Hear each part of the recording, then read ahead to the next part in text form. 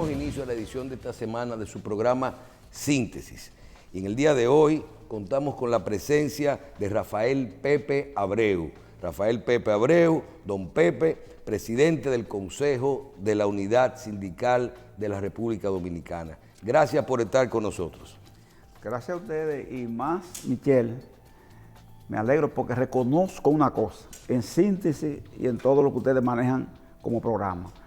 Es que ustedes dan la oportunidad a las partes, hacen serie, oyendo distintos puntos de vista. Porque en este país estamos acostumbrados a cierta área de manejo de la comunicación, en que se le da solo presencia a quien coincide con los puntos de vista del productor, a más nadie. Entonces, así no podemos caminar. Bien. Sí. Don Pepe, hay una cantidad de acontecimientos que están ocurriendo en nuestro país desde hace unos días y de una forma o de otra están vinculados a el área que usted representa. Vemos un problema serio con la seguridad social en el área de lo que tiene que ver con la salud, las ARS, donde el Colegio Médico Dominicano ha comenzado una campaña de solicitar nuevas tarifas y nuevos derechos para los médicos y para esta área, pero lo hace bloqueando a las ARS, o sea, el sistema, y al final los trabajadores, que son los que tienen un seguro contributivo, son los que no pueden recibir los derechos, los servicios de los médicos. En fin, también vemos que en estos días, y es con el tema que vamos a iniciar, se está hablando de un aumento salarial. El Consejo Nacional de Salarios se reúne para revisar el salario. Yo quiero, a nivel de introducción, antes de que veamos los detalles de esto, que es lo que a todos nos interesa, el costo de la vida se incrementa, queremos un mejor salario. En este momento, ¿por qué se discute un aumento salarial? Y si sabemos que hay plazos, creo que cada 2 años para discutir esto, ¿y por qué hoy estamos ya en esta conversación? Bueno, Michelle, sabes que no hay que ocultar, porque todos lo sentimos, que ha habido un disparo de los precios, especialmente, muy marcado en alimentos, bebidas no alcohólicas, salud y transporte. 4 renglones que, como todos sabemos, son vitales y donde se consume el mayor ingreso de las personas que están ubicados en los salarios más bajos. Eso es un tema conocido por todos.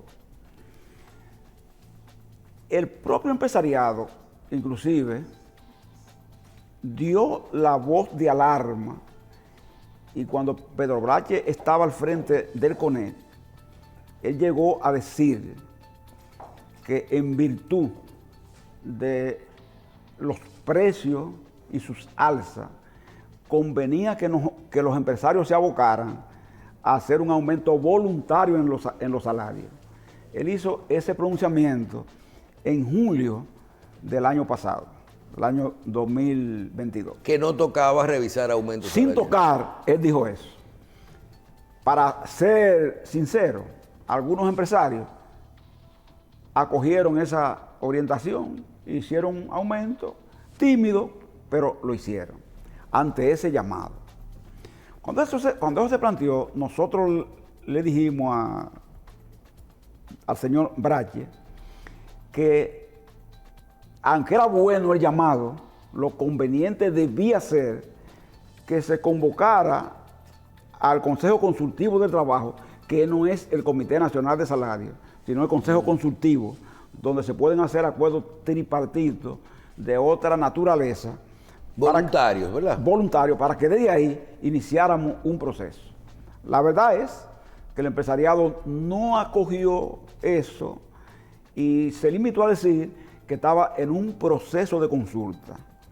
el ministro de Cans insistió bastante en buscar una fórmula que permitiera un acuerdo entre nosotros sin necesidad de ir al comité. No se pudo en ese momento concretizar esto. Ahí vino la transición de mando, los cambios. Recuerda que cambió la asociación. Aunque vi el año pasado algunos aumentos que estaban en algunos sectores que faltaron del 2020, que faltaban, del 2021. Sí. Exactamente, sí faltaba el hotelero, construcción, zona franca, etcétera. Entonces se transfirió a la Asociación de Industria, recuerda, estaba Cici Almanzar, pasó ahí, no, estaba Celso Juan, ¿recuerda? Sí. Y entonces pasó ahí Virgilio, que era hermano de Pedro Brache, Sí. a la Asociación de Industria, vino el cambio del CONE, sale Pedro Brache, entra Celso Juan, hay unos cambios. Una parte, don Pepe, Sí. dentro de la unidad sindical y los diferentes sindicatos que ustedes manejan, si lo llamemos así, ¿cuántos empleados estamos hablando de la República Dominicana? Entre las tres confederaciones, nosotros estamos hablando de más de 2 millones de afiliados. 2.400.000. O sea, ustedes son la voz de las tres confederaciones de más de 2 millones de personas. Exacto, de 2.400.000, más de 2 millones de personas. Y uno de ustedes tres siempre que está representado en esas negociaciones. En esas negociaciones se dan, por ejemplo, una representación así. La vocalía, se cogen, por ejemplo, 3 vocales de los trabajadores y 3 vocales del sector empresarial. 3 voceros de un lado también y 3 voceros del otro. Y con eso se constituye el comité más los miembros del gobierno que son esos oficios, ¿verdad? Porque esos son permanentes. Está el director del comité más 2 vocales adicionales que son permanentes en el caso del gobierno porque se pasan el año revisando tarifas, ¿le sabe? Porque cuando terminamos esta, entran 5, 6 o 7 tarifas más a seguir, porque hay 17 mínimos que son revisables cada 2 años. Hay 17 tipos de salarios. De salario mínimo en el país que se revisan cada 2 años de manera La ley intercalada. solo contempla siempre revisar el salario mínimo. Sí, la ley solo contempla... El salario a partir del mínimo es opcional, el de la persona o del patrón. Sí, casi en todos los países, hay que decirlo así, se deja opción, se pone el mínimo como el piso, así mismo, mínimo. Sí, pero cuando usted deja algo a opción, significa que no hay si hay un aumento de un 10%, entonces no es una obligación subirle el 10%. Ahí viene la otra parte, sí, que a veces se crea la confusión de que el trabajador cree que si nosotros logramos, por ejemplo, ahora un aumento de, vamos a suponer, 20%, vamos a suponer que logremos eso. Bueno, la gente cree como que eso se va a repetir. Usted siempre pide el doble para coger la mitad. Como que eso se va a repetir en todas las escalas que van después del mínimo. Sí, pero hay un caso No que es se así. dio, por ejemplo, que aquí discutimos, una empresa que cuando el salario mínimo era 15.000, 14.000 pesos, había un empleado que ganaba 14.000 y un empleado que ganaba 16.000. Se subió, creo que fue un 20% en ese momento. Entonces el de 16.000 subía, el de 14.000 subía a 17.000 y pico, y el de 16 no le tocaba aumento de salario porque nada más le subieron 1.000 pesos. Pero la empresa, la mayoría, hacen un despegue como quiera. Pero quedaron igual los dos. Sí, ¿usted sabe por qué? Hacen el despegue. Porque si se sale de la escala, entonces se crea una falta de estímulo en el trabajador que tiene o más mérito de antigüedad o más capacidad técnica. ¿Entiendes? Entonces las empresas se cuidan de eso porque se refleja entonces en el rendimiento de la productividad del trabajador. Bien, aterrizando un poquito, que es lo que la gente quiere saber de si me van a aumentar el sueldo, si vamos a conseguir el aumento. Esa reunión que es ahora, ¿por qué se está dando ahora en el mes de enero y no estamos hablando de que creo que la segunda reunión ya se dio? Estamos hablando y no en julio como toca este año la revisión. Se hizo así, lo siguiente. Mire, después que la tarifa tiene un año, cualquiera de las partes, siempre somos nosotros, ¿verdad? Tiene derecho a la potestad de solicitar la convocatoria adelantada del comité. Como se dieron factores no previstos, como es el tema inflacionario, por el tema de la pandemia, la guerra, etcétera, etcétera, nosotros entonces solicitamos que se adelantara la convocatoria. Y el Comité Nacional de Salarios respondió adelantándola. Hay que decir que el empresariado, aunque en las 2 reuniones ha puesto excusa, no se opuso. Y hay que decir, para ser serio, que tampoco No se opuso, pero no fue. pero tampoco se ha opuesto, porque en definitiva se comprometieron ahora a que en una semana van a nombrar sus vocales. Entonces, ellos están ya, en la reunión de ayer, ellos se comprometieron a que en una semana van a nombrar sus vocales. Tan pronto ellos nombren, se juramentan en el comité, porque ya nosotros no juramentamos, y el comité se arma y la discusión comienza. Aunque hay que resaltar, don Pepe, que tanto el CONEP como el ARD acaban de cambiar, están en este momento cambiando su presidencia y su dirección, que es un momento de organización interna. Esa fue su primera excusa, pero se le tumbó sobre esta base, Michelle. Si ustedes a los gobiernos le exigen continuidad de Estado, también ustedes deben tener y tienen continuidad de empresa. ¿Qué ustedes están pidiendo en este año, en esta negociación? En esta negociación nosotros planteamos un 35% de aumento a la categoría que están contenidas en la tarifa en revisión, que son gran empresa, mediana, pequeña, pyme, guardianes privados y trabajo de campo. Repítanos al paso. Vamos por partes. Gran empresa, mediana empresa, pequeña empresa, pyme, guardianes privados y trabajo de campo. O sea, son las categorías contenidas en la tarifa. Y dentro de esa revisión. grande, mediana y pequeña, ahí por ejemplo está el turismo, está ahí, buena pregunta, no. Entonces, la zona franca. Detrás de eso entonces, viene zona franca y viene turismo, detrás de eso. Después que se revisa esta primera, entonces vienen esas dos. Y siguen las demás, ¿entiendes? Como son construcción, organizaciones sin fines de lucro, etcétera, etcétera, azucareros, otras tarifas que están aparte, que son de las 17 que se revisan cada 2 años, pero que no se revisan todas al mismo tiempo, porque vencen en diferentes fechas. Bien, 35%.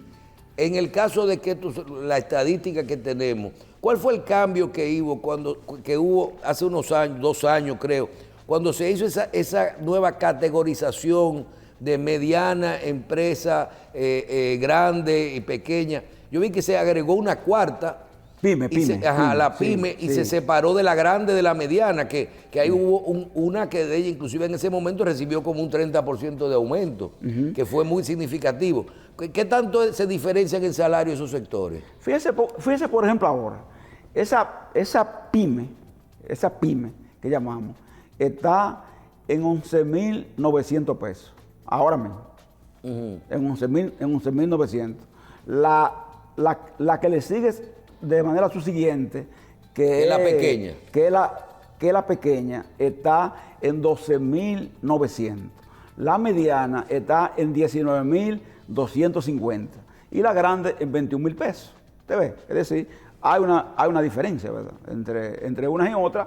Y fue un pedido empresarial que recuerde que yo vine aquí y nosotros nos resistíamos en primera fase, ¿verdad? A eso. Pero se logró su aumento. Pero posteriormente nosotros vimos que no nos quedaba alternativa, porque los mismos pequeños empresarios, los mismos pymes, nos solicitaron que debíamos flexibilizar esa parte, y así lo hicimos, porque Pepe, ¿qué es mejor? todo lo que nos interesa ¿Qué no es mejor? cerrar a nadie. Políticas públicas, independientemente de que los aumentos salariales siempre se deben hacer, siempre hay inflación natural en cada país, pero realmente trabajar con el costo de la vida, esa lucha, yo veo que ustedes, o sea, luchar para que las cosas bajen, que bajen los precios de la comida, el transporte, todo eso. Ese tipo de luchas no dependen de ustedes solo es salario. Mire, no, eso es muy importante porque cuando el presidente Abinader llegó al poder, en su primera reunión con nosotros, él nos dijo, mi gobierno va a disponer con ustedes y los empresarios, va a promover entre ustedes y los empresarios un acuerdo para que le devolvamos capacidad de compra, así lo dijo, a salario real. Y en esto tenemos que tocar los precios. En la vida, Michelle, el hombre pone y Dios dispone, como se dice. No se contaba con lo que iba a pasar con la pandemia, los commodities, los furgones, las guerras, etcétera, etcétera. No, y la inflación, que está, todo ese dinero que se tiró en la pandemia. Exactamente, y muchos factores, diríamos así, escaparon de la mano. Nosotros aspiramos a recuperar esto mediante lo que hemos planteado. y que el ministro de Trabajo ha estado promoviendo.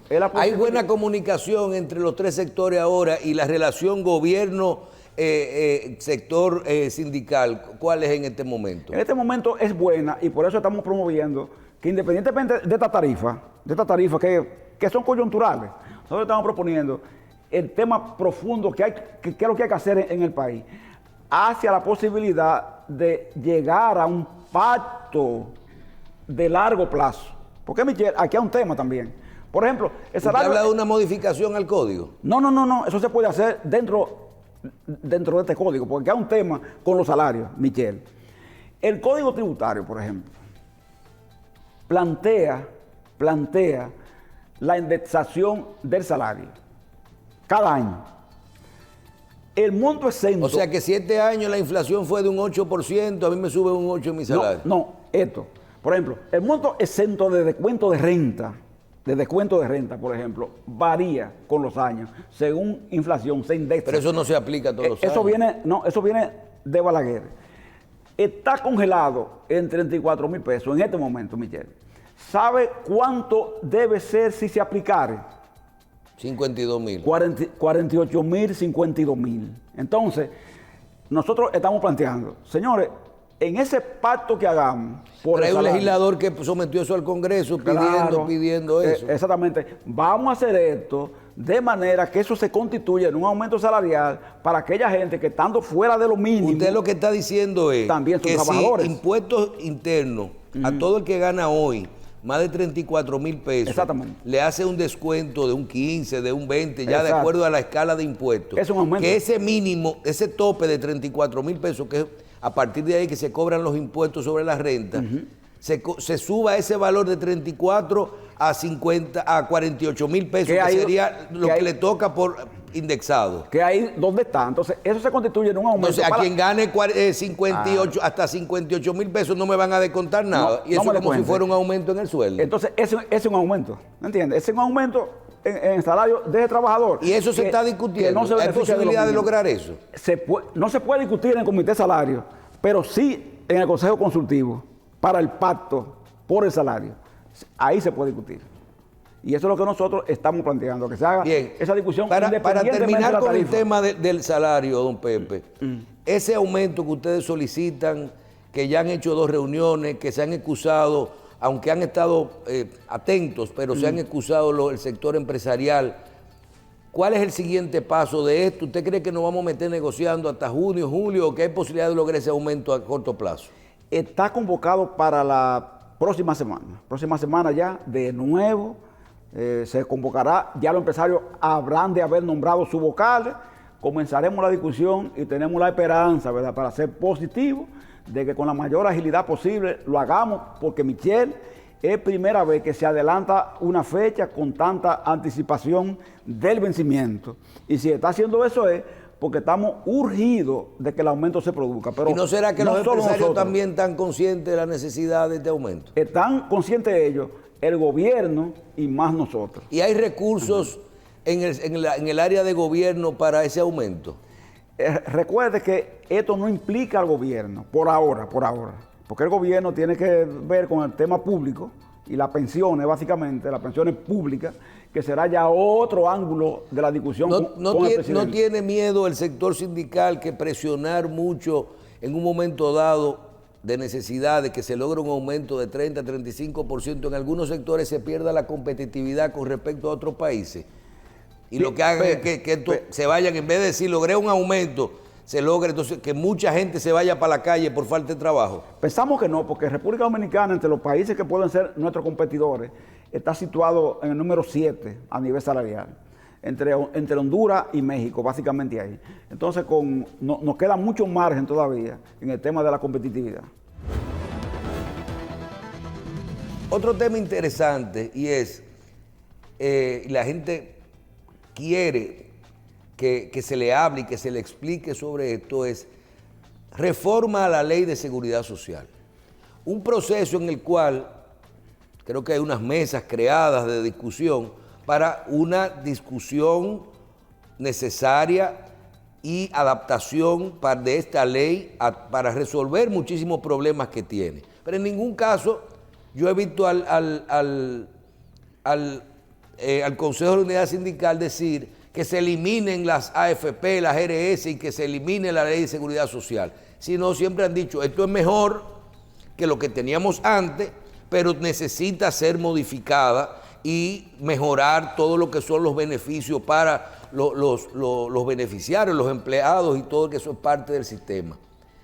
Dentro de esa modificación, la lucha cambia el escenario del Congreso y de las mesas de discusión. En este momento, uno de los sectores, que es el Colegio Médico Dominicano, ha puesto una lucha con una serie de solicitudes, lo que hace que la gente no pueda recibir servicio. Inclusive ahora se anuncian más ARS que no van a estar recibiendo los servicios. ¿Cuál es la opinión suya de estos reclamos que hace el Colegio Médico y no de lo que ellos piden, sino del tipo de lucha que ellos han decidido ejecutar? Porque al final quien se perjudica más es el paciente en este caso, que es el empleado.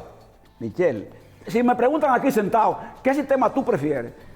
Suecia, Finlandia, Noruega, Dinamarca, y me voy a Australia también, al otro continente, ¿verdad? Ese continente solo, que es un país, Australia. Pero allá hablan inglés. Y me voy para allá, ¿me entiendes? Ahora, allá te van a decir, ¿la salud es gratis?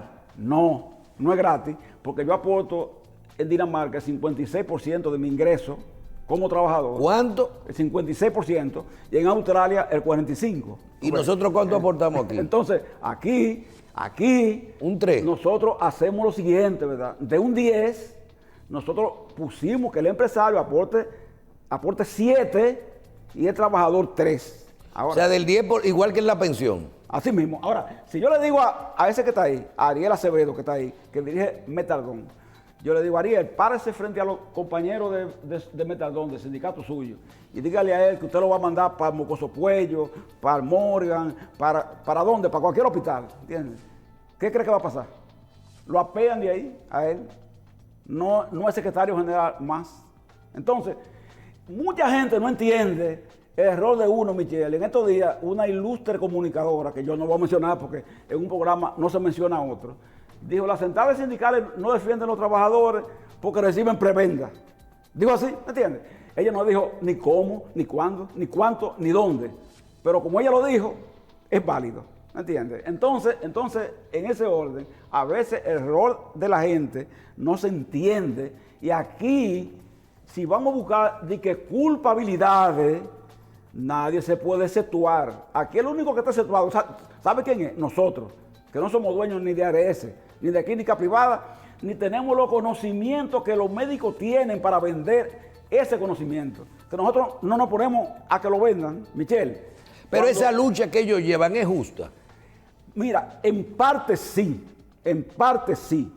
es justa. Lo que pasa es que tiene una implicación de injusticia contra los afiliados. Pero la lucha es justa. ¿Y la forma? ¿Qué usted opina de bloquear los servicios? Por eso, esa es la parte. Porque antes usted se tiraba para la calle a pelear y decía, vamos a hacer una huelga, pero ahora usted se sienta a negociar en el Consejo. La parte negativa de esa lucha es que a quien afecta no es a la ARS, aunque ellos lo crean. Está afectando al afiliado, porque ese afiliado, el médico no le niega el servicio. Se lo cobra a su aparte. Directo a la consulta, el médico no va a decir, el especialista mío no va a decir que yo cobro 6,000 pesos por consulta. Pero ahora, en virtud de esa huelga, yo te voy a bajar a 2,000. No va a decir eso, ¿no? Él me sigue cobrando 6. ¿Me entiendes? Porque si todos los especialistas ahora mismo declararan que nuestra consulta en este momento hemos decidido bajarla en virtud de la paralización que, mire, compadre, a lo mejor ni hicieran falta la ARS, pero ocurre, Michelle, que lamentablemente el médico jura hipocráticamente, pero Hipócrates se murió hace 3 siglos, ¿entiendes lo que hay? Entonces, el médico de hoy no puede vivir como Hipócrates, ¿entiendes? Vive de otro modo, y como vive de otro modo, tiene que sacar beneficio de su conocimiento. Entonces aquí ninguno somos inocentes, y eso es también lo que tiene que comprender, nuestros amigos del colegio médico, que ellos tampoco son inocentes, ellos tienen su parte en esto también, no solo la ARS. porque a lo mejor uno puede lograr que de este programa las partes entiendan o flexibilicen un poco. Porque cuando yo vi la primera solicitud del Colegio Médico y te decían, ¿qué ustedes quieren? Que eliminen las AFP y la ARS. Digo, no quieren acuerdo, porque tú lo que quieres es romper el sistema, o sea, pero por fin en esta semana salió un listado de las cosas que están pidiendo el Colegio Médico. Ya desaparece la figura de que se cierren las AFP y las ARS y ya comenzamos a ver incremento de tarifa, incremento, o sea, que suba la tarifa, que aumenten los servicios, que lleven la medicina de 8,000 a 24,000, a lo mejor eso usted sabe que es imposible, eso es como pedir un aumento de un 300% de salario, pero ya vemos una cantidad de solicitudes que son, vamos a decir, negociables, que se pueden sentar a hablar de esto. ¿Usted opina que el gobierno debe de centrarse en buscar una solución a esto y que ellos deben de poner un compás de espera habilitando los servicios a las ARS? Lo conveniente es negociar, discutir, ver el tema por lo siguiente. Esa actitud que se está planteando ahí, ese comportamiento del todo o nada, fue un proceso por el que nosotros pasamos, Michel. Le confieso aquí que nosotros hacíamos lo siguiente siempre, decíamos a los empresarios en aquellos tiempos de la radicalidad, porque no se olvide de donde yo vengo, que se lo he contado, ¿verdad? A Julito y a usted. Nosotros decíamos, vamos a plantear 4 puntos, entre ellos uno que sabemos que ellos no lo pueden aceptar. Y nos preguntamos, ¿y para qué? Para romper las negociaciones, profundizar la lucha, porque como nosotros aspiramos a construir un nuevo orden económico, social y político, necesitamos desmontar esto. Entonces nosotros poníamos 5 puntos, entre ellos uno que no se podía satisfacer, que sabíamos de antemano que no. Nos lanzábamos para no buscar solución. Con el interés de derrumbar un orden para instituir otro orden. Yo no creo que desde el Colegio Médico se pretenda hacer eso.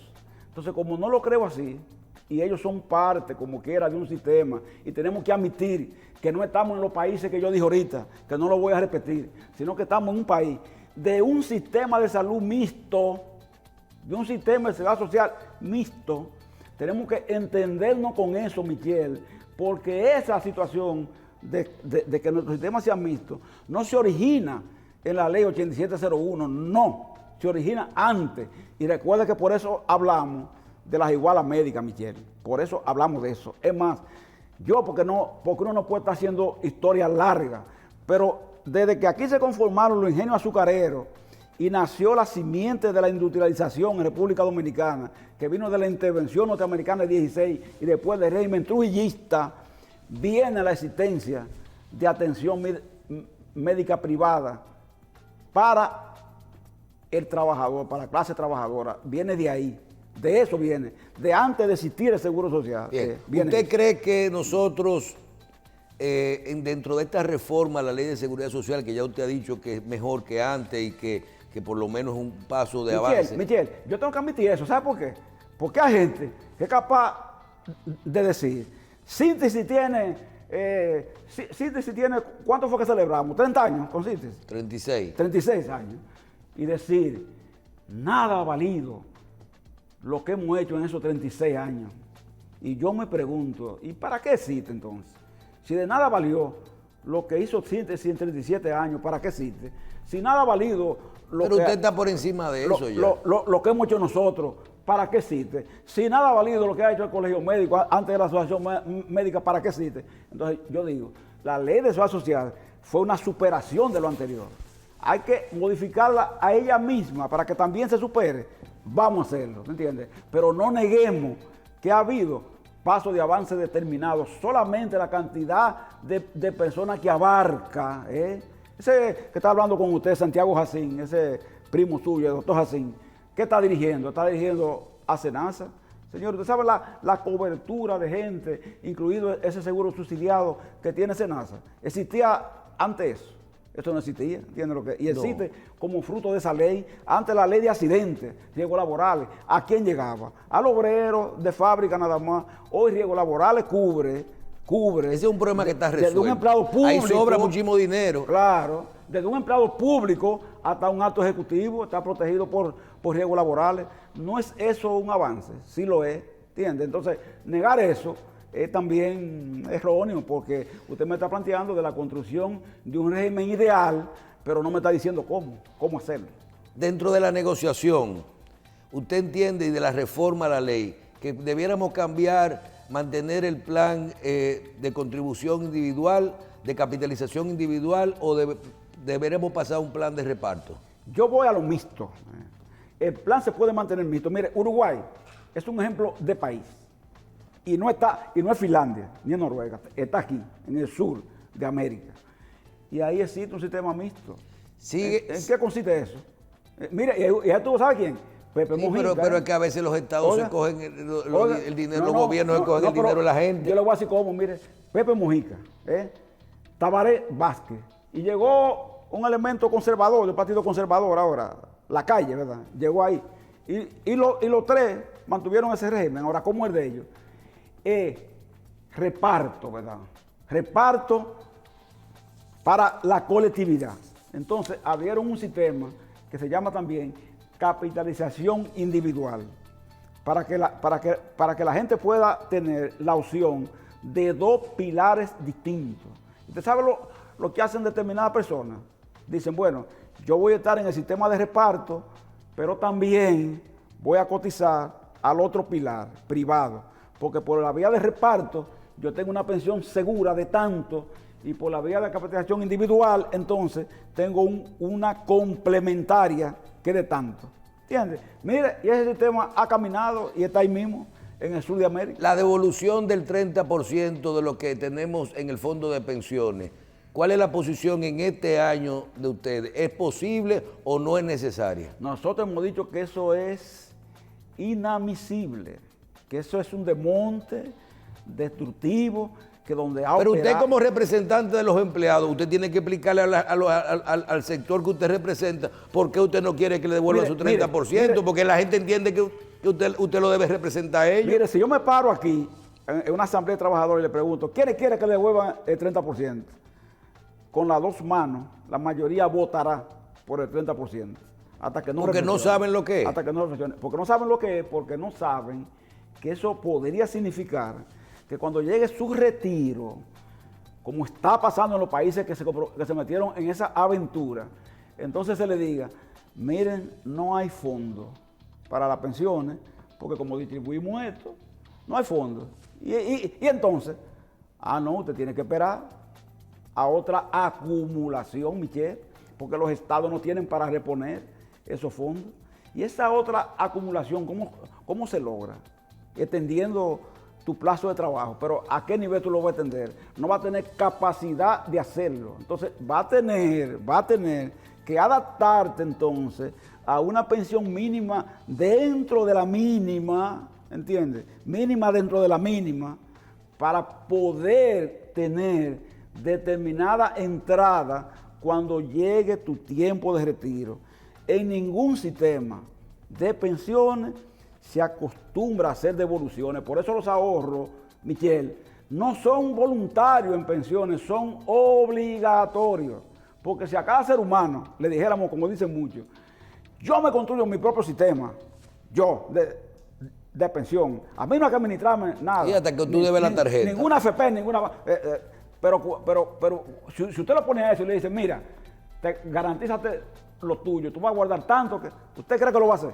No lo hace, lo gasta porque las urgencias del día a día son mayores y por eso son urgencias que pensar en el futuro. Es más, cuando la gente es joven y no está enferma, ni siquiera piensa que un día llegará a ser viejo y estará enfermo. Nunca lo piensa. Hay que reconocer que en los últimos 6 años, cada vez que nosotros conversamos con don Rafael Pepe Abreu, hemos hablado de la necesidad de hablar de la cesantía. ¿Y qué es la cesantía? Lo que nosotros llamamos comúnmente la liquidación de los empleados. A nosotros siempre nos llama la atención de que en la Ley de Seguridad Social se contemplaba que al año, a los 2 años, se iba a revisar esta figura, que no es más que algo que se pueda ver con una duplicidad. Esta ley se comenzó a negociar y Rafael Pepe Abreu, en vez de cerrarse a esto, siempre dijo, la cesantía, no voy a negociar ningún derecho adquirido. Hay que reconocer que en la ley está la discusión de esto. Tendremos que ver por qué figura negociamos. Primero, no perder nada, ninguna conquista que nosotros hayamos tenido con los años. Y voy a reconocer que está en la ley y busquen con qué podemos sustituir eso. Y habló, recuerdo como ahora, de la figura del desempleo, del seguro de desempleo.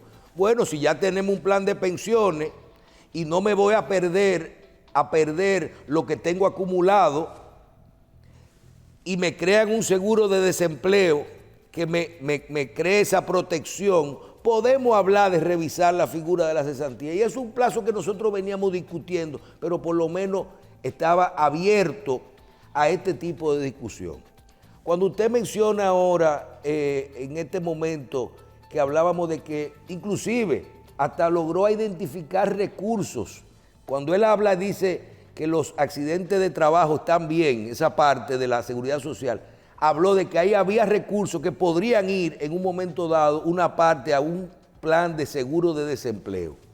Y todo eso se venía discutiendo. Vino la pandemia y todos vivimos lo que fue quedarse sin empleo.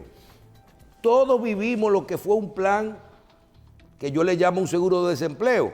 El PATI, el quédate en casa, que mucha gente a sus empresas logró que le dieran 3, 4, creo que hasta 6 meses se llegaron a dar de seguro, porque el sistema no lo tenía ahí adentro. Don Pepe, hoy que estamos hablando de reforma a la Ley de Seguridad Social, estamos hablando del Código de Trabajo, de todo esto y de los problemas que hay, ¿qué se puede plantear con tiempo para que no nos vuelva a coger una pandemia? Por ejemplo, tanto que usted luchó para que se ampliaran más esos planes. Ahora, en medio de la pandemia, que fue donde la gente pudo ver la necesidad de tener un seguro de desempleo, que usted es el único que lo ha planteado. Adelante, don Pepe. Bueno, Miguel, así mismo como lo dice, en la discusión que se ha retomado en el Código, precisamente el ministro de Trabajo ha enfatizado en el tema referido al seguro de desempleo y ha puesto, hay que decirlo así, como centro del tema el ejemplo de la pandemia. O sea, la pandemia nos probó lo que usted está diciendo, la necesidad de seguro de desempleo, y esto puede repetirse. Entonces, por eso nosotros decimos que independientemente de cualquier tema que tenga que ver con el abordaje de la cesantía, usted tiene que concentrar esfuerzo en el seguro de desempleo, porque usted sabe por qué a nosotros nos fue un poco mejor en el tema de la pandemia. Fue por el tema de que había unos recursos acumulados, precisamente de los riesgos laborales, claro, que se utilizaron con el consenso 4.000 millones, yo creo. Exactamente, para ese tema de hacerle frente a eso. Por eso vino fase 1, fase 2, etcétera, etcétera, etcétera. Entonces, ahora es el momento de que en esta discusión, precisamente esta figura la rescatemos, porque el seguro de desempleo siempre va a ser un tema conveniente. Yo pienso inclusive, y se lo digo, que la cesantía es propio como de un progresismo. Esto viene, esto se va superando. Esto comenzó en 1944, Michelle, la cesantía. Nada más y nada menos que con el generalísimo Trujillo. No era la figura, la cantidad es lo que han variado y los tiempos. Pero después siguió entonces en los gobiernos sucesivos hasta el PRD, el Código de 51, que era el Código Trujillo, y posteriormente a este código. Sin embargo, fíjese que en los países que yo mencioné ahorita, y en muchos países desarrollados, la figura de la cesantía no existe. ¿Por qué? Porque existen otros mecanismos que tienen que ver con el seguro el fondo de desempleo. pensiones. Exactamente. Fondo de pensiones y mezclado además, ¿entiendes?, con la reinserción laboral de la gente. Que la reinserción laboral de la gente no es una reinserción que depende tanto de la persona, sino que el propio sistema promueve la colocación. ¿Usted entiende? La colocación para que alguien no ande ahí buscando con un folio debajo del brazo, buscando para acá, buscando para allí, colocación y no encuentre fuente, ¿entiende? Porque eso es lo que motiva a la gente a aferrarse al tema de la figura de la cesantía. Básicamente eso, quedarse sin ingresos en un momento de manera intempestiva. Bien, hay un tema que estábamos viendo, un caso específico en el Ministerio de Trabajo. Yo dije, le voy a consultar ese tema en el aire a don Pepe Abreu. Y es que vi un caso de unos inspectores del Ministerio de Trabajo. Los inspectores del Ministerio de Trabajo tienen una demanda de que le tienen unos salarios atrasados. Cuando vemos el caso, yo digo, pero ven acá, ¿cómo puede ser que los inspectores del Ministerio de Trabajo, que consiguieron un aumento de salario, 3 aumentos de salario en los últimos 9 años, uno de un 3%, uno de un 6%, y el último lo hizo esta administración de un 40%, que no le están pagando? Cuando yo veo eso, dicen, no, el problema no es ese. El problema es que ellos quieren que le paguen la diferencia de lo que ellos quisieran ganar. Oiga bien, su salario, que no es el mejor, se lo están pagando y están al día, pero ellos están solicitando un aumento de salario, pero están llevando una lucha diciendo que no le pagan en base a lo que ellos quieren ganar, según el sistema. ¿Qué usted opina de ese tipo de actividad? Mire, nosotros estuvimos reunidos con ellos y una de las cosas que le planteamos fue que hubiese un entendimiento grado a grado, directo con el ministro de CANS. También se lo dijimos al ministro. Hay un entendimiento grado a grado. ¿Por qué? Porque ustedes son, de hecho... Pero ¿cómo tú solicitas algo que tú no tienes? No, pero que además son el ejemplo hacia la sociedad, ¿verdad? Hacia el conjunto. Por eso le hago la pregunta a usted. Hacia la sociedad laboral, ¿me entiendes? Porque, ¿qué hace un inspector? Por lo general se convierte en un conciliador, en un mediador, ¿verdad? En las empresas, etcétera, etcétera, va, inspecciona, discute, se sienta. Entonces, por eso, como hacen esa labor y el ministerio vigila y un ministro funciona sobre la base de esa labor que hacen los inspectores, que es vital, le dije, entiéndanse, ¿ellos qué? De todo modo, no valió, se siguió el sistema de querella y ya fíjese a qué nivel eso está. Yo espero que una reunión que se va a hacer en los próximos días se pueda llegar a un entendimiento, porque eso es lo que puede dar tranquilidad. Eso no tiene ningún sentido. A los factores que dependen de ahí, que son los trabajadores y también las empresas, de una u otra forma. Que ellos son un equilibrio. Por último, siempre hay que escuchar las dos campanas. Y vi una reunión con la parte económica del gobierno encabezada por el presidente de la República, hablando de cuántos impuestos se recaudaron, cómo estuvieron las recaudaciones, todos los aspectos e indicadores económicos. Pero se mencionó que tenemos en el 2022 más de 50,000 empleos formales nuevos.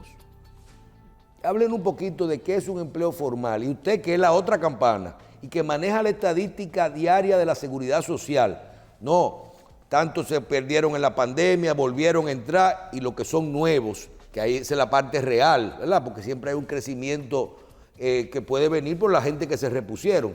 Es la realidad, tenemos 50,000 empleos nuevos en el 2022. Mire, Michel, ellos se crean, se consiguen 50,000 y hasta 100,000 anuales. Lo que pasa es que nosotros tenemos un desempleo estructural que no ha podido superarse, en la que usted tiene, por ejemplo, 100,000 jóvenes que entran al año al mercado de trabajo. Y usted y se pueden colocar esa persona, por ejemplo, suponiendo que se coloquen. Pero entran otros 100.000 entonces que no tienen forma de colocación y que entonces se dispersan ¿hacia dónde? Hacia la informalidad, por lo general. Por eso cuando usted se va a la encuesta que hace Banco Central, que es la tasa ampliada de desempleo, usted se encuentra con una cantidad enorme de personas que se dedican precisamente al tema de la economía informal. Y el registro, acuérdese, que nosotros tenemos que medirnos por las cotizaciones al sistema de seguridad social, por la tesorería de la seguridad social.